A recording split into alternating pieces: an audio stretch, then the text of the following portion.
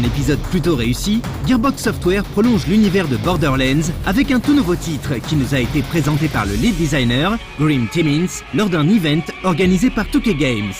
Ce deuxième épisode se déroule 5 ans après les événements de Borderlands, alors qu'un nouvel élément, l'Iradium, vient perturber ce monde déjà fragile.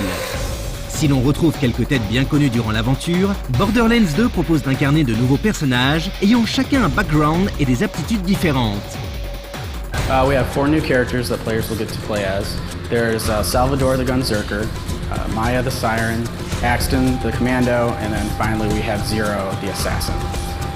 They all have all new skills and abilities that players are going to do. In the demo that you played today, you got to play Salvador and Maya. Salvador can basically dual wield, it's called Gunzerk, and any 2 weapons that you find in the game you can dual wield. It can be dual rocket launchers, it could be a rocket launcher and machine gun, or double sniper rifles. I mean, whatever you want, you can dual wield as the Gunzerker. Maya is a Siren. Class title is the same, but she has all new skills compared to Lilith from the first game. Her skill is called phase locking. It's where she can basically pick an enemy and lift it into the air and keep it there for a certain amount of time. And then based on how you grow your character through skill trees, you can do extra damage to it in the air, you can steal health while it's in the air. It's a great co-op skill in particular because all your friends will see this big monster in the air and just want to turn around and shoot at it too. Axton is a commando. He's similar to Roland, the soldier from the first game. He's got a same feel. He also uses his turret to lay waste to foes. The other character is Zero, the assassin. He can basically go invisible, lay a decoy, and while all the enemies are at the decoy, he can come up and melee or shoot enemies while they're looking at the decoy. Borderlands arrivait à tirer son épingle du jeu grâce à un style hybride mêlant FPS et RPG. Et ceux qui ont apprécié cette alchimie seront contents d'apprendre qu'elle a été conservée et même améliorée pour ce nouvel épisode. The RPG element in the first game was important. It's even more important this time around, and we really wanted to emphasize it. The story is way stronger this time around. You get to explore this whole new world with this fascinating story behind the scenes going on that you are part of. You'll be actually interacting with the characters from the first game in the story. You'll see Roland, you're going to see Lilith, Mordecai, and Brick, and you're all going to work together to take over Hanson Jack's forces. Other RPG elements, the missions are way more dynamic. On the first game, you get a mission and you'd have your objectives and then you'd be done. In this game, the missions are dynamic, they're moving, they're changing. You'll come to a point where maybe there'll be a block in the way. Well, a new objective will slide in and you'll have to, complete that objective, and then it will go away and it will go on. You also have optional objectives. You can choose to get additional reward. And then you can even choose who to turn in some missions to. And based on who you turn the mission in, you'll get a different type of reward.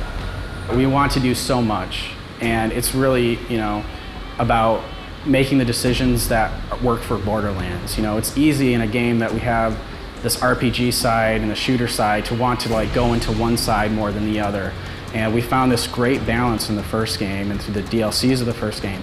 We always want to make sure we continue to keep that balance, making both of those elements better, but not outweighing one another either. When you're making features and you're making new ideas, you always have to make sure, is this part of the Borderlands world? Is this part of its identity? And make sure that it fits that identity. L'une des particularités de Borderlands était également ce système qui permettait de générer à l'infini des armes aux propriétés quasi uniques. On retrouve évidemment cet aspect avec toutefois une mise en avant des constructeurs d'armes. We have lots of combinations, but the manufacturers for these weapons have much more of an identity this time around. Different weapons will have a much greater different feel. You're not going to have to look just at stats to see what makes a gun different this time around. You're actually going to visually be able to see how different each weapon is.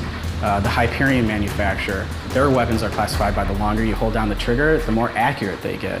Whereas TDR, they're supposed to be kind of like throwaway, so when you go to reload, instead of putting a clip in, you'll just hawk the weapon and it acts as a grenade.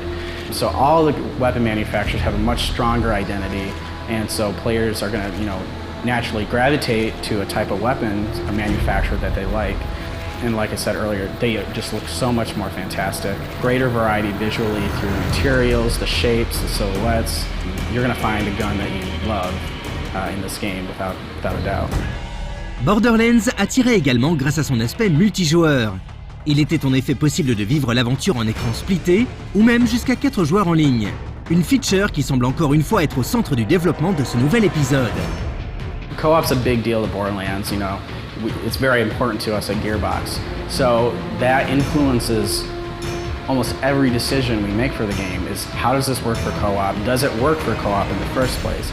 And that even goes to like the skills. A lot of the skills, you can build characters that work better with other characters when you play in a group.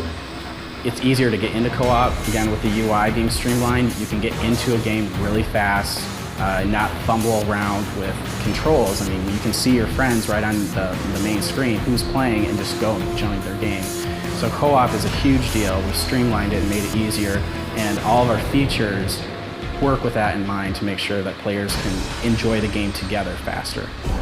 Gearbox Software semble être définitivement à l'écoute de sa communauté de fans, raison pour laquelle le studio a tenu compte de certains retours négatifs afin d'améliorer cette suite sur certains points. The menu systems are much more slick, they're easier on the eyes, but they're also more concise and easier to use. So it's like a win-win. It's easier to get into your inventory, it's easier to look at your skills and read everything. Another concern they had with the UI is, it was sometimes a little easy to get lost. You'd have to go in your back menu to get to your menu or get to your map for the world. Now, right on your HUD is a mini map that kind of gives you a general sense of your environment. It's not spoiling the level for you, but it's telling you where your waypoints are, if there are any enemies nearby, and it just is a quick way to glance up to the screen and then get back into the game. You don't have to pause the game to look at a menu to know where to go. You can just look up and just keep fighting. Malgré son statut de pré-alpha, cette version de Borderlands 2 était définitivement convaincante lors de la présentation.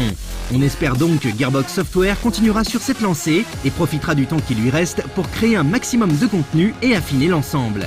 Sortie du jeu prévue pour le 21 septembre prochain sur PC, Xbox 360 et PS3.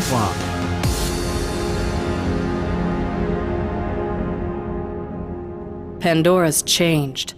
Are you ready?